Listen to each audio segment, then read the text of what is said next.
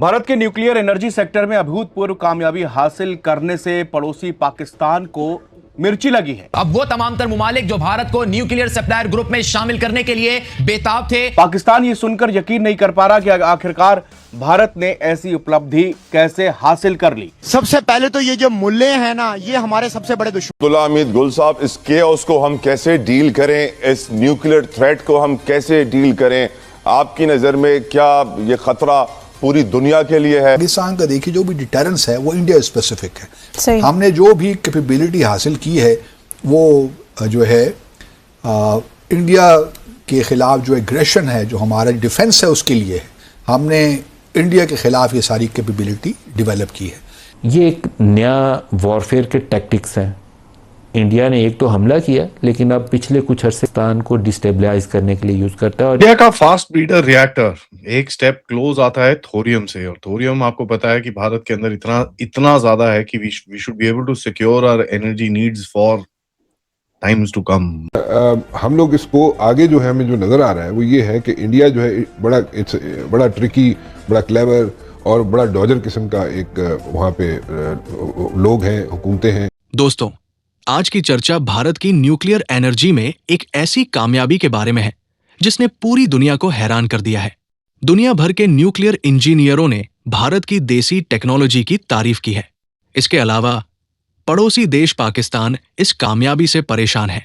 तमिलनाडु के कल्पक्कम में भारतीय वैज्ञानिकों ने एक देसी प्रोटोटाइप फास्ट ब्रीडर रिएक्टर को कामयाबी से चालू किया, जहां दुनिया भारत को इस कामयाबी पर बधाई दे रही है।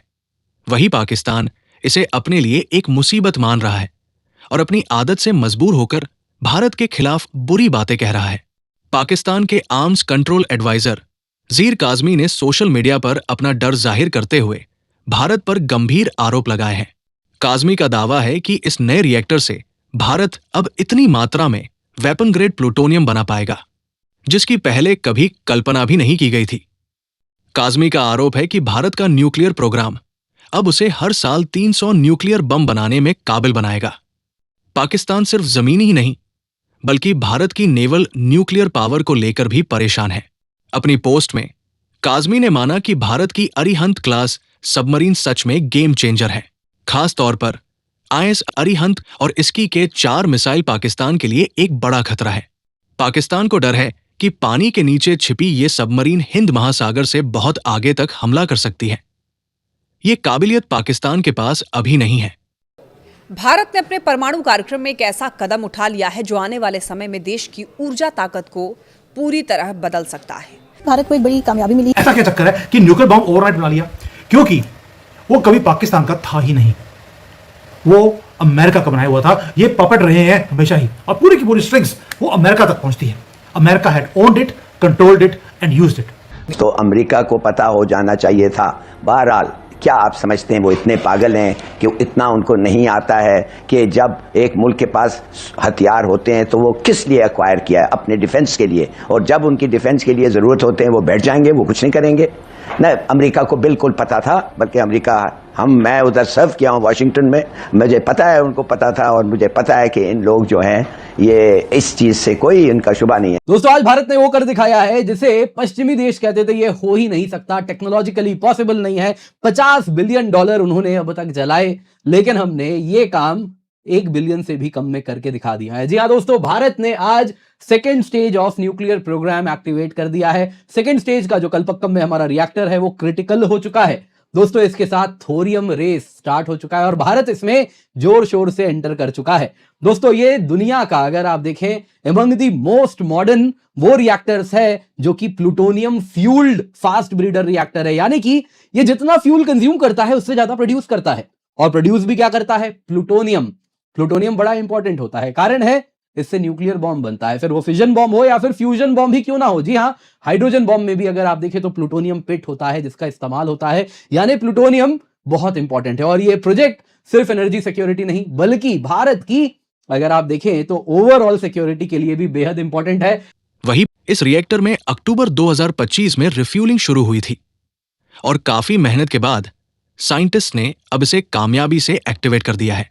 इससे न सिर्फ बिजली की कमी दूर होगी, बल्कि न्यूक्लियर वेस्ट को कम करने में भी मदद मिलेगी।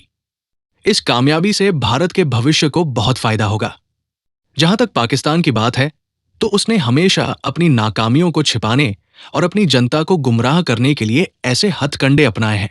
पाकिस्तान का रोल हमेशा जांच के दायरे में रहता है।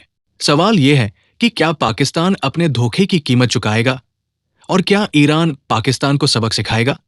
ये एक बड़ा सवाल है। अगर आपको वीडियो पसंद आया तो प्लीज इसे लाइक और शेयर करें।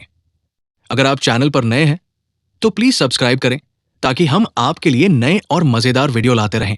इंडिया का फास्ट ब्रीडर रिएक्टर एक स्टेप क्लोज आता है थोरियम से, और थोरियम आपको पता है कि भारत के अंदर इतना ज्यादा है कि we should be able to secure our energy needs for times to come. Modi साहब ने जो ये फास्ट ब्रीडर रिएक्टर का जो अनाउंसमेंट दिया है, that is more significant then जिस प्रेस ने और लोगों ने इसको कवरेज दी।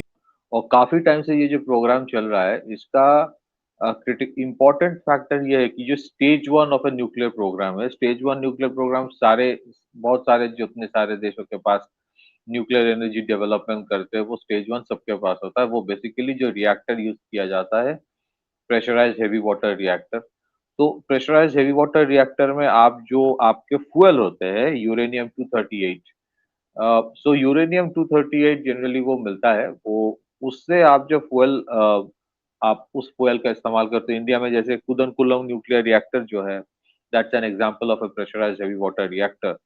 उसका जो आउटपुट होता है, आउटपुट मतलब जो स्पेंट फ्यूल होता है, जो बाई प्रोडक्ट निकलता है,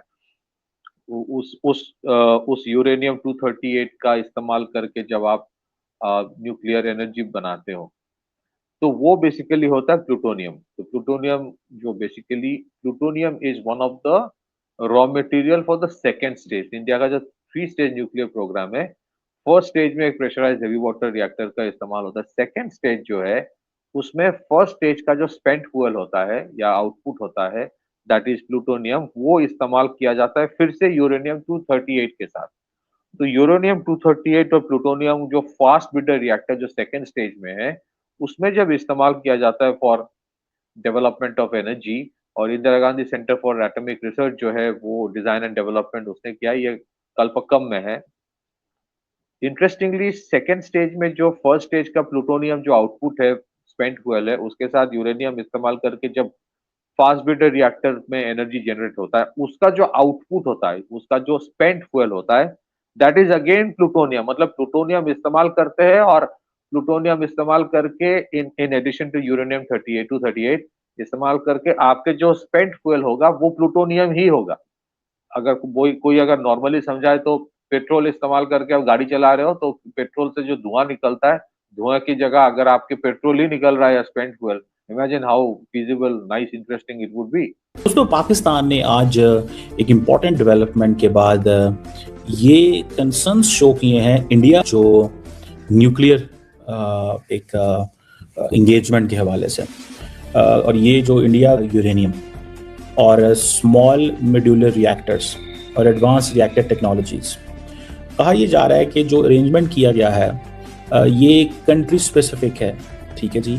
और दूसरी इंपॉर्टेंट चीज़ इसमें यह है कि जो इंडिया ने 1974 में न्यूक्लियर टेस्ट किया, पाकिस्तान ये कहता है यूजिंग प्लूटोनियम जो प्रोड्यूस होता था इन रिएक्टर्स में, जो कि कनाडा ने सप्लाई किए गए थे, लेकिन उनका पर्पस पीसफुल पर्पसेस था। और इसकी वजह से इंडिया जो है वो डायरेक्टली, और इसी वजह से न्यूक्लियर सप्लाई ग्रुप बना। और ये जो चीज़ है, इस पे पाकिस्तान बोल रहा है कि ये क्यों किया। इंडिया ने ना तो अपने न्यूक्लियर जो सारे प्लांट्स हैं वो सिविलियन न्यूक्लियर फैसिलिटीज में डाले हैं, अंडर इंटरनेशनल एटॉमिक एजेंसी के नीचे नहीं है, ना ही वो उस तरह सेफगार्ड्स कर रहा है, तो ये क्यों दे रहे हैं। और बहुत सारी जो इंडिया की फैसिलिटीज हैं, they are outside international inspection, outside international inspection हैं। क्या कंक्रीट नॉन प्रोलिफरेशन एश्योरेंसेस हैं फ्रॉम द इंडियन साइड। और इसके सारी बातें इम्प्लीकेशंस हैं। इंडिया की जो डोमेस्टिक रिजर्व्स हैं मिलिट्री यूज के लिए, उसका भी नहीं पता। तो इंडिया जो है वो अपना फिसाइल मटेरियल स्टॉक पाइल भी एक्सपैंड कर रहा है, न्यूक्लियर आर्सेनल भी एक्सपैंड कर रहा है। तो साउथ एशिया में चैलेंज है इसमें, ये मसला है। और पाकिस्तान ने ये भी कहा है कि भाई ये जो सिविल न्यूक्लियर कोऑपरेशन है ये नॉन डिस्क्रिमिनेटरी होना चाहिए। और हम भी we are not NPT member, लेकिन हमें ये एक्सेस नहीं है, इंडिया को ये एक्सेस है। तो नुकसान क्या होता है? जो पहला नुकसान है वो एक न्यूक्लियर इम्बैलेंस है साउथ एशिया में। ये एक न्यूक्लियर इम्बैलेंस है। इंडिया को जो प्रेफरेंशियल ट्रीटमेंट मिलता है उसकी वजह से न्यूक्लियर इम्बैलेंस होता है। एंड पाकिस्तान डज अंडरस्टैंड कि ये चीज़ जो है वो अच्छी नहीं है।